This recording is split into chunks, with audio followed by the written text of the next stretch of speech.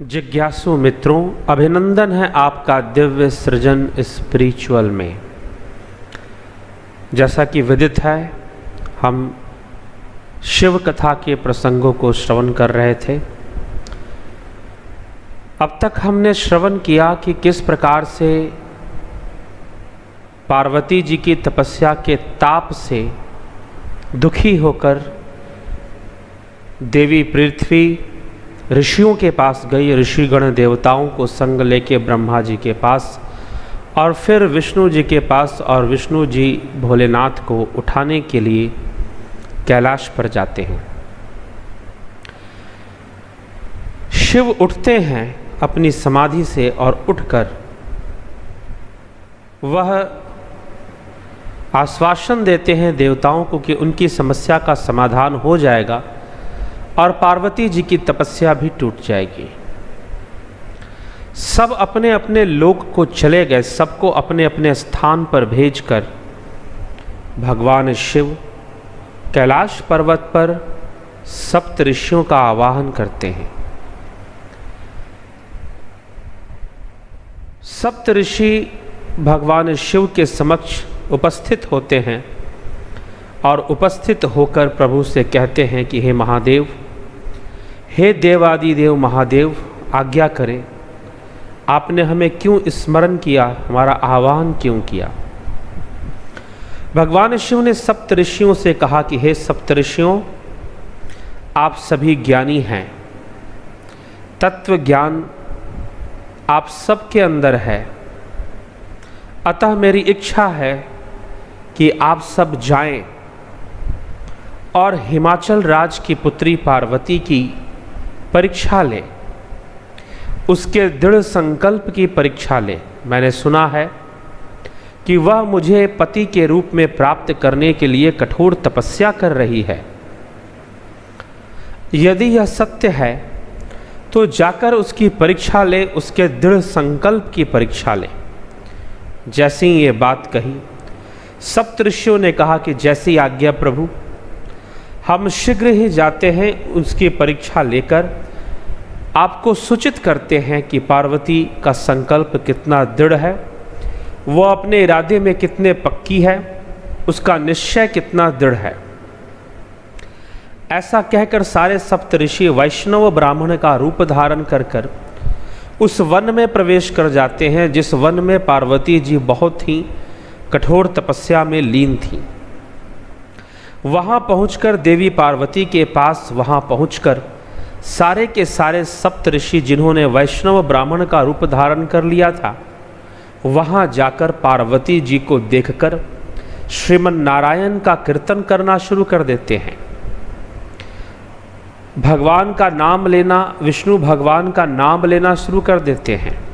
श्रीमन नारायण नारायण नारायण, श्रीमन नारायण नारायण नारायण, इस प्रकार से गाते हुए, नारायण का कीर्तन करते हुए, उनके गुणगान को करते हुए वो देवी पार्वती के पास जाकर घूमने फिरने लग जाते हैं, वहाँ मंडराने लग जाते हैं। और मंडराते मंडराते उनके आसपास जाकर इस प्रकार का कीर्तन करते हुए, एक जो ब्राह्मण था, 7 ऋषियों में तो 7 ब्राह्मण हुए, तो एक जो ब्राह्मण था उसने कहा कि अरे मित्रों देखो, मुझे तो लगता है यह कन्या इस उम्र में इतनी कठोर तपस्या क्यों कर रही है। क्या जो मैं सोच रहा हूँ सही सोच रहा हूँ? दूसरे ब्राह्मण ने अभिनय करते हुए कहा कि बिल्कुल मित्र, मुझे भी वही लगता है जो तुम्हें लगता है कि इस उम्र में, इस युवा अवस्था में देखकर ही लग रहा है कि अवश्य कोई राजकुमारी होगी, परंतु राजकुमारी इतनी कठोर तपस्या करे यह तो पहले कभी नहीं देखा। तीसरे ब्राह्मण ने कहा कि हाँ हाँ, यह तो बहुत आश्चर्य की बात है, मुझे भी ऐसा ही लगता है। इस उम्र में भला ये भी कोई उम्र है तपस्या करने की? यह तो बिल्कुल उम्र सही नहीं लगती। फिर इस उम्र में ऐसी कठोर तपस्या किस हेतु? किम प्रयोजनम, किम प्रयोजनम? तो चौथे ब्राह्मण ने भी कहा कि मेरा मन कहता है कि इतनी कठोर तपस्या तो मात्र इस उम्र में एक कन्या एक ही उद्देश्य से करेगी, और वह उसका उद्देश्य होगा अपना मन चाहा वर प्राप्त करना। अपने मन चाहे वर को प्राप्त करने के लिए तपस्या हो रही है। पांचवें ने कहा कि बिल्कुल सत्य कहते हो, लेकिन एक प्रश्न बनता है कि आखिर कोई कन्या कौन सा वर प्राप्त करना चाहती है जो इतना कठोर तपस्या कर रही है? आखिर वो वर कैसा होगा जिसको प्राप्त करने के लिए इतनी कठोर तपस्या करना पड़े? तो छठे ने कहा कि मैं तो जानता हूं, ऐसा कौन हो सकता है, भला हो भी कौन सकता है। हमारे परम प्रिय भगवान विष्णु वैकुंठवासी श्री विष्णु को अपने पति के रूप में प्राप्त करने के लिए ही कोई ऐसा कठोर तप करेगा। सातवें ब्राह्मण ने कहा कि बिल्कुल सही उत्तर दिया तुमने। हे पुत्री, जाओ, तुमने इतनी कठोर तपस्या की है भगवान विष्णु को अपने पति के रूप में प्राप्त करने के लिए, तो हम तुम्हें वरदान देते हैं कि तुम्हें अवश्य ही भगवान विष्णु पति के रूप में प्राप्त हो जाएं। जैसे ही पार्वती जी ने सुना कि अरे भाई, मैं तो तपस्या कर रही थी कि भोलेनाथ आएंगे, शिव शंकर आएंगे, अब ये लोग कौन आ गए? पार्वती जी ने अपने नेत्र खोले और नेत्र खोलकर देखा कि 7 ब्राह्मण जो हैं उनके आसपास मंडरा रहे हैं और श्रीमन नारायण का कीर्तन कर रहे हैं। पार्वती जी ने कहा कि ब्राह्मण देवता, देखने में तो आप सभी ज्ञानी पुरुष लगते हो, मैं आप सबको प्रणाम करती हूँ, लेकिन मैं आपको बता देती हूँ कि आप मुझे कोई वरदान ना दे जब तक आपको मेरे मन की बात पता ना हो। ब्राह्मण देवताओं ने कहा कि क्या हुआ पुत्री, हमने तो तुम्हें उचित वरदान दिया है, तुम इतनी कठोर तपस्या कर रही हो और इस उम्र में कर रही हो, तो निश्चय ही एक मनचाहा वर तुम्हें चाहिए होगा, और उसमें भी जब इतनी कठोर तपस्या कर रहे हो तो निश्चय ही तुम वैकुंठवासी श्री विष्णु को ही अपना पति चुनना चाहती हो, अन्यथा इतनी कठोर तपस्या करने की आवश्यकता ही क्या होती। इसलिए हमने तुम्हें वरदान दिया, जाओ, तुम्हें वरदान दिया, बिन मांगे दिया। पार्वती जी ने कहा कि अरे नहीं चाहिए मुझे कोई वरदान, नहीं चाहिए। ब्राह्मणों ने पूछा कि क्यों, तुम्हें नहीं चाहिए? भगवान विष्णु तुम्हें पति के रूप में नहीं चाहिए? पार्वती जी ने कहा कि नहीं चाहिए भाई, नहीं चाहिए। भगवान विष्णु मेरे आराध्य हैं, मैं उनकी पूजा करती हूँ, उनका सम्मान करती हूँ, लेकिन मैं उन्हें अपने पति के रूप में प्राप्त नहीं करना चाहती।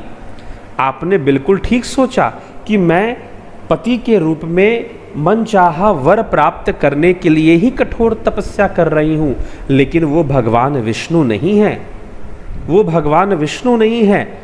तो ब्राह्मणों ने सबको एक दूसरे का मुखड़ा देखते हुए प्रश्नवाचक भाव से सब एक दूसरे को देखते हुए कहते हैं और एक साथ पूछते हैं कि पुत्री, फिर ये बताओ कि वो कौन है जिसको प्राप्त करने के लिए इतना कठोर तप करना पड़े। पार्वती जी ने कहा कि ब्राह्मण देवों, हे ब्राह्मण देवताओं, मैं इतनी कठोर तपस्या कैलाशपति भगवान शिव को प्राप्त करने के लिए कर रही हूँ। मैं चाहती हूँ कि मैं उन्हें अपने पति के रूप में प्राप्त कर लूँ, वो मेरे वर हो जाएं। ऐसी मनोकामना लेकर, ऐसी इच्छा लेकर मैं ऐसा कठोर तपस्या कर रही हूँ।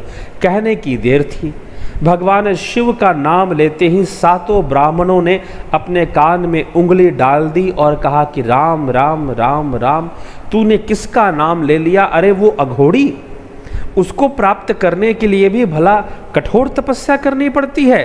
अरे ना तो उसके पास घर है, ना बाड़ी है, ना उसके कुल का पता, ना जाति का पता, ना जन्म का पता, ना माता पिता का पता, कुछ तो उसके बारे में पता नहीं, और तू क्या उससे विवाह करेगी?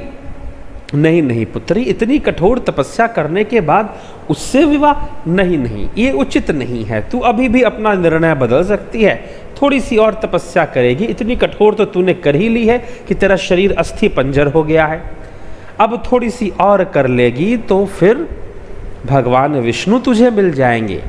क्यों परेशान होती है, थोड़ी सी और कर ले। पार्वती जी ने कहा कि कैसे मूर्ख ब्राह्मण हो, अरे जिनका नाम स्मरण कर लेने मात्र से कोटि यज्ञों का फल प्राप्त हो जाता है, उनके नाम के आगे तुम घृणात्मक शब्दों का प्रयोग करते हो, छी छी करते हो, राम राम कहते हो।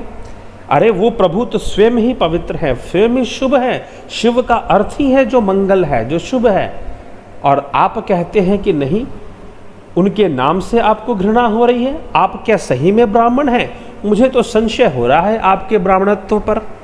अब जैसी पार्वती जी ने कहा, ब्राह्मण देवताओं ने कहा कि हमारा तो समझाना काम था पुत्री, हमने तुम्हें समझा दिया, बाकी तुम जानो। पता नहीं तुम किसके किसके चक्कर में पड़ी, किसने तुमको ऐसी प्रेरणा दे दी, लेकिन मैंने तो आज तक युगों में कभी नहीं सुना कि किसी कन्या ने उस अघोरी को अपना पति बनाने के लिए तपस्या की हो। मैंने तो कभी नहीं सुना ऐसा। पहली बार देख रहा हूँ कि कोई कन्या जो है, उस अघोरी कभी शमशान में रहता है, कभी पहाड़ों में घूमता है, कभी जंगलों में रहता है, ना कोई घर है, ना कोई बाड़ी है, ना कोई परिवार है, ना कोई कुल का पता, ना जन्म का पता, ना वर्ण का पता, कुछ तो नहीं है उसका। क्या देगा, क्या सुख देगा तुझे? और उसको प्राप्त करने के लिए ऐसी कठोर तपस्या? ना बाबा ना, हमें विश्वास नहीं होता। इतनी बड़ी मूर्खता, भला इतनी बड़ी मूर्खता करने की क्या आवश्यकता है? हम तो सोचे कि तू बुद्धिमान होगी, तेरे माथे का तेज देखकर लगा हमें कि तू तो परम तपस्विनी, परम बुद्धिमान और विवेकी है, लेकिन लड़की तू महामूर्ख है उस अघोरी को प्राप्त करने के लिए। ना ना ना, हम नहीं मान सकते। इस प्रकार से कहते हुए ब्राह्मण देवता वहाँ से निकलने लगे।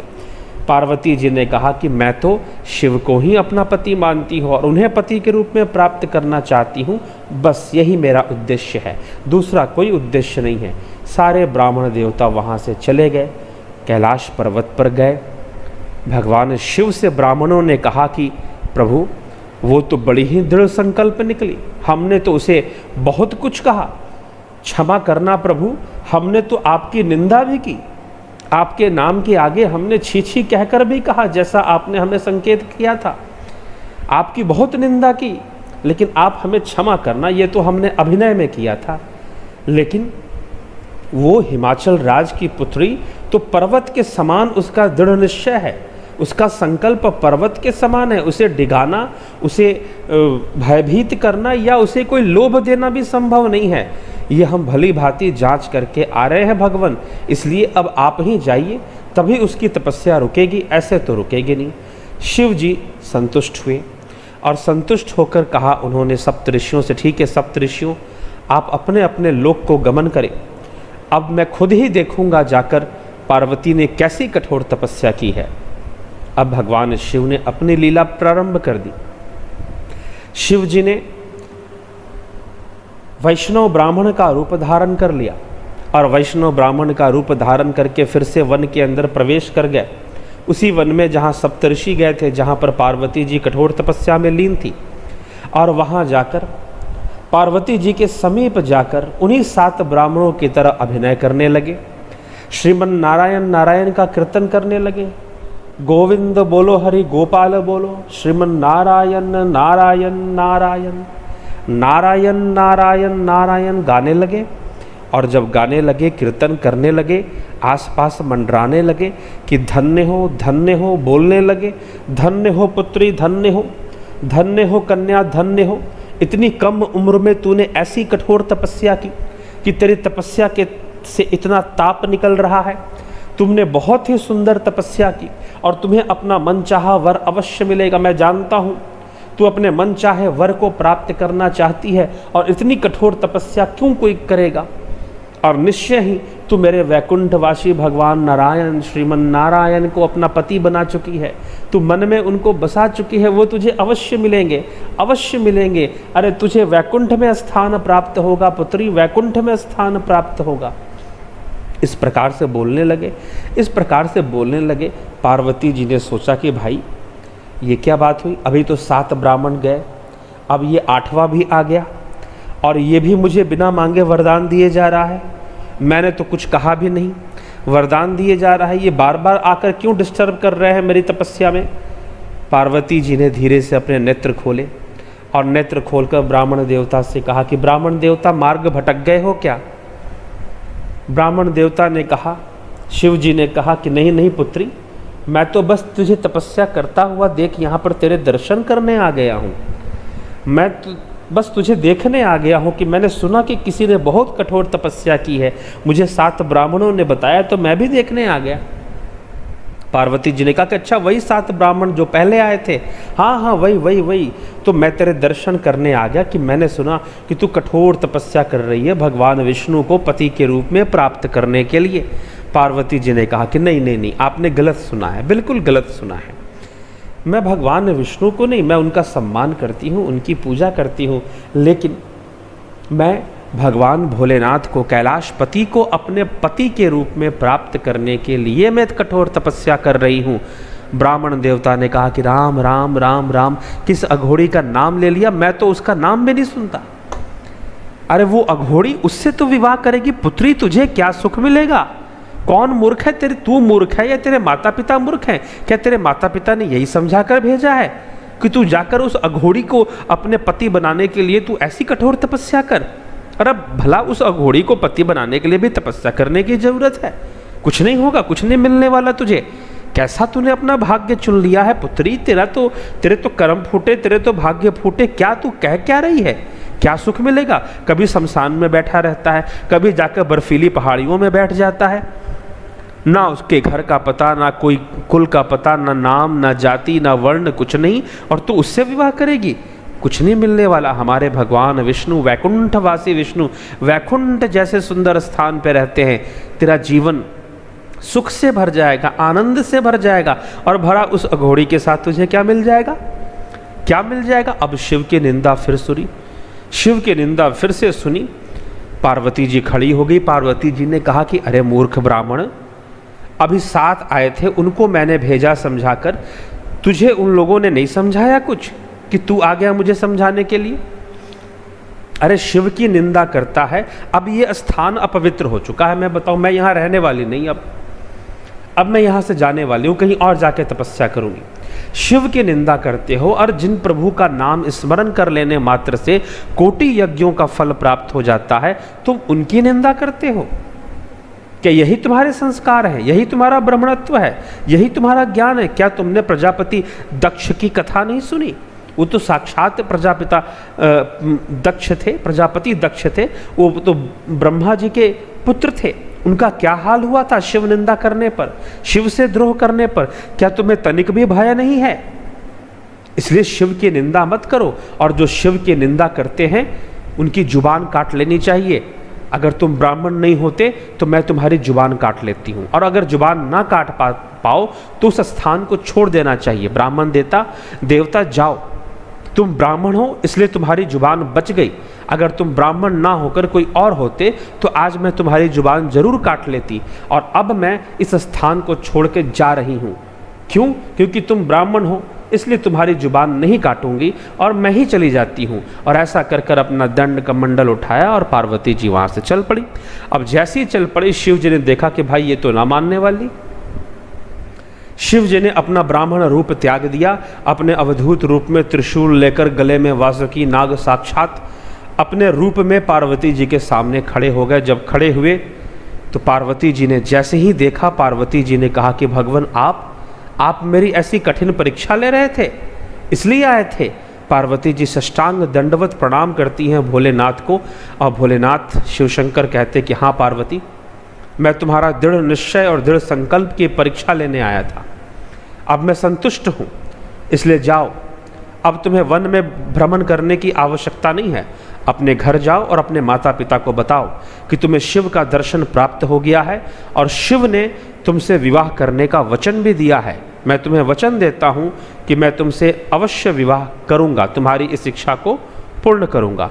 ऐसा वरदान भगवान शिव ने पार्वती जी को दिया, और पार्वती जी फिर अपनी तपस्या को छोड़, वन को छोड़कर फिर से अपने घर में चली गई। अपने माता पिता को सारी सूचना बताई कि मेरी तपस्या सफल हुई, और भगवान शिव ने मुझे दर्शन दिए, और दर्शन देकर मुझे वचन दिया कि वो मुझसे विवाह अवश्य करेंगे। लेकिन कब करेंगे, कैसे करेंगे, अभी यह सब तो पूरी तरह से निश्चित नहीं हुआ था। तो अब क्या किया जाए? हिमाचल राज प्रतीक्षा करने लगे कि भाई उन सबों को भी निश्चित करना है, दिन भी निश्चित करना है, विवाह का सारी व्यवस्था भी करनी है। तैयारी थोड़ी बहुत शुरू हो गई हिमाचल राज्य की। पार्वती जी की तपस्या तो सफल हो गई, लेकिन अब विवाह का दिन कैसे निश्चित हो, क्या किया जाए, कैसे होगा सब। तो भगवान ने तो पार्वती जी की परीक्षा ले ली, लेकिन शिव जी के मन में था कि वो माता पिता की भी परीक्षा लें। तो माता पिता की परीक्षा किस प्रकार से लेते हैं वो हम आने वाले व्याख्यान में श्रवण करेंगे। धन्यवाद। दिव्य सृजन के इस चैनल पर भारतीय दर्शन शास्त्र, योग, अध्यात्म और आयुर्वेद जैसे मानव कल्याणकारी विषयों पर चर्चा होती है। अतः इस चैनल को सब्सक्राइब, शेयर और लाइक करके इसे आगे बढ़ाने में सहयोग करें। बेल आइकन टच करके हमारे आगे आने वाली वीडियो की जानकारी नोटिफिकेशंस में प्राप्त करें और कमेंट करके आप इन विषयों पर अपने प्रश्न भी पूछ सकते हैं। धन्यवाद।